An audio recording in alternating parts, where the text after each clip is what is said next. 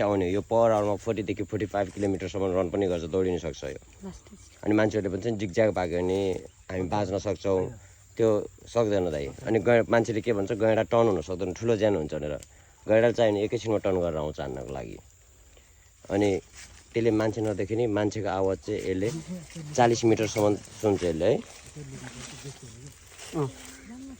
यिनीहरू गैँडाको छाला bullet proof हुन्छ अनि यसको सिङ चाहिँ हड्डीले र छाला बनेको होइन हाम्रो मान्छेको कपाल जस्तो एउटा क्यारेटिङले बनेको हुन्छ यसको सिङ चाहिँ यो हाम्रो नेपालमा मात्र पाइने एकसिङे गैँडा यहाँ 694 छ भने बर्दियामा 35 वटा शुक्लापन्टामा 13 वटा र पर्सा राष्ट्रिय निकुञ्जमा जम्मा 3 वटा मात्रै छ त्यसले हामीलाई देखेको छैन हाम्रो आवाज सुनिरहेको छ त्यसो त सासले बोल्नु भयो हामीलाई